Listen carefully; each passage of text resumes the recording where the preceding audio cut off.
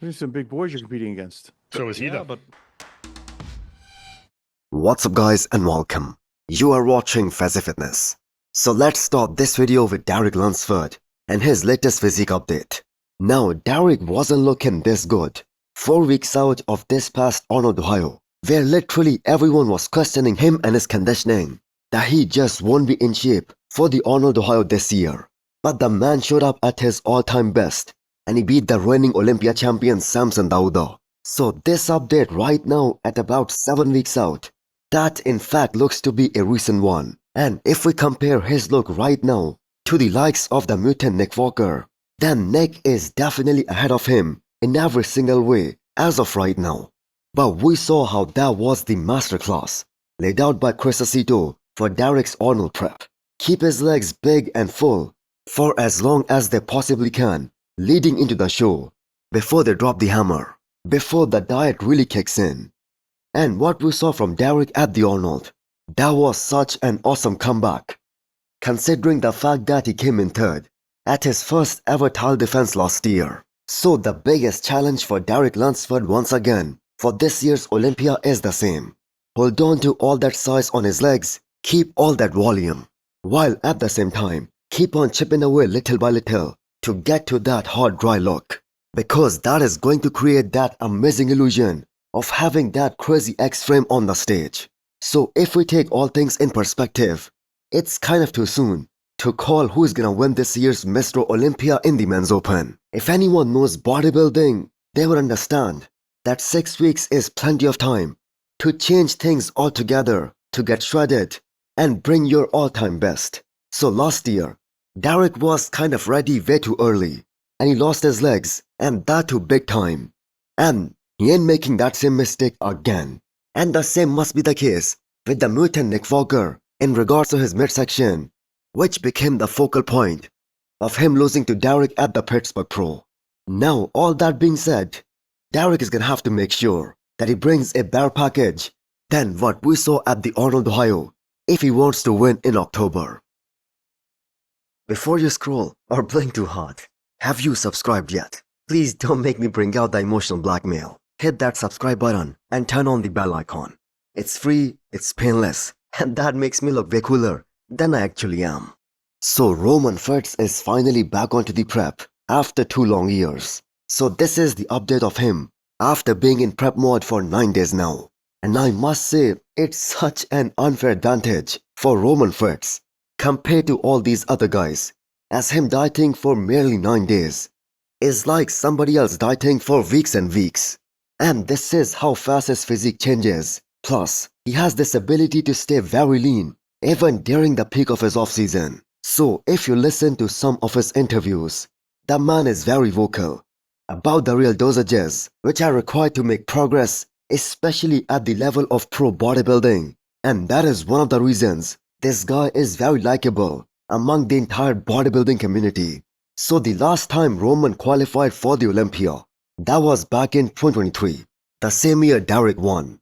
So Roman, with that fast metabolism that he has, he's gonna be show ready very soon.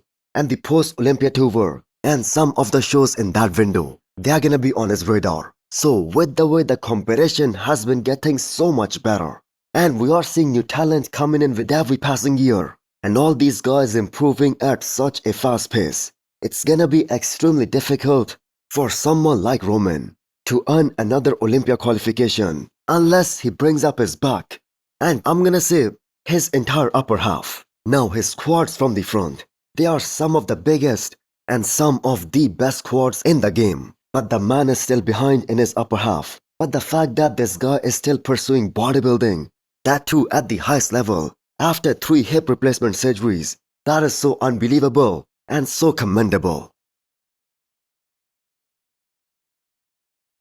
So Samson Dauda's dog comforting him after a brutal set from his recent leg workout, that has got to be the most beautiful sight. It kind of seemed like that the dog knew that his human is in pain, although that is the pain which is gonna make Samson Dauda 2 times Olympia champion in 6 weeks time.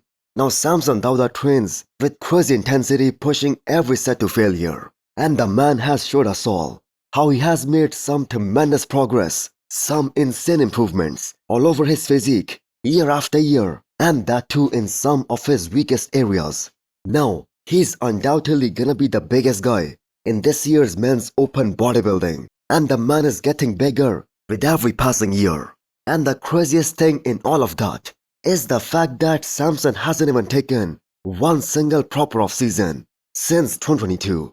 So if he wins this year's Mr. Olympia, I do believe 2026 is gonna be the first year where Samson Dauda might take a step back and just focus on the Olympia instead of going for the Arnold again. Now the whole of the bodybuilding world, they wanna see Samson Dauda come in shredded and absolutely ripped to the bone. And just have a look at that face. 6 weeks out of the Olympia. So he's 100% going for that peel look.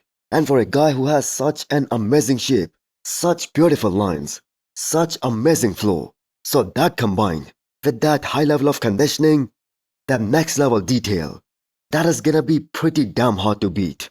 So him losing the Arnold to Derek Lunsford this year, that did not make him the underdog going into this year's Mr. Olympia.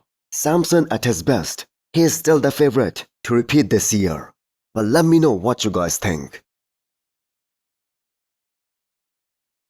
So ever since Urs Kalashinsky made the announcement regarding his switch to the men's open bodybuilding and his open debut coming up in less than 2 weeks time, he has continuously been trending all over the bodybuilding social media and YouTube.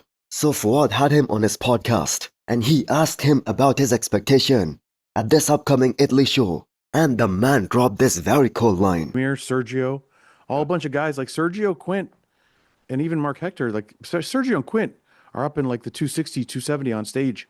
You know what I mean? There's some big boys you're competing against. So is he though. But Yeah. I mean, if weight or size would be anything, the elephant would be the king of the jungle. Wait a minute. That says all about his expectations for his debut in the men's open. So is that just hype? Or are we gonna see something similar to Chris Bumstead versus Martin that happened at Prague Pro in the post-Olympia tour last year? Well, the difference here is that Chris Bumstead made the weight cutoff and then he started eating bigger in order to fill up. Urs, however, is in a different position. His weight cutoff, that is 227 pounds, and as per him, he is 260 pounds, show ready, and they have already started the reverse diet protocol, so reducing his training volume, improved sleep as well, and all these factors are gonna play a massive role on creating a totally new version of Urs. And even if he steps on the stage around 255, that is still 20 pounds heavier than his weight cutoff. And we know he's gonna come in ripped and absolutely shredded to the bone one more time, as the man always did. As we know, all those top classic guys, they always come in ripped. So the most important question, can he win on his debut in the men's open? Well, I'm gonna say very difficult. There is a different level of density and maturity that all of these open guys have. And we cannot compare Urs to Chris Bumstead.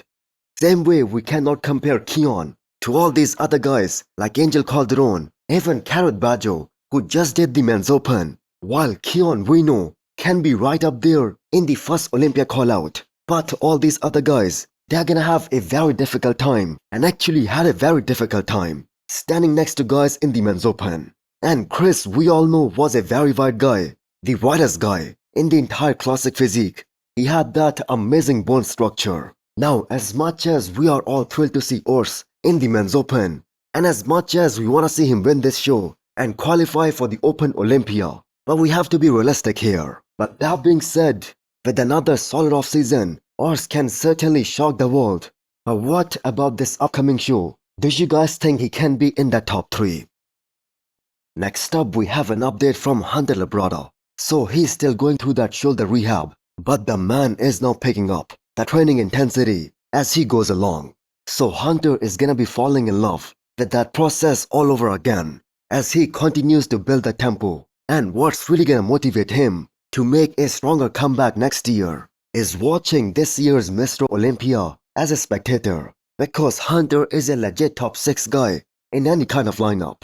He was actually ahead of Andrew Jagged last year after the prejudging. So all of these pros at the elite level, they are always looking forward to what's next as soon as they are done with one show.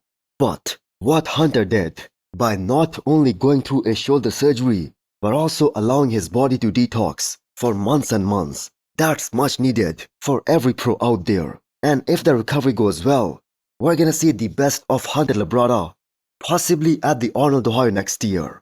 And that is going to be the perfect venue for him to make a very strong comeback. So hit the thumbs up button if you liked the video and smash the subscribe button if you wanna come back for more. Thanks for watching.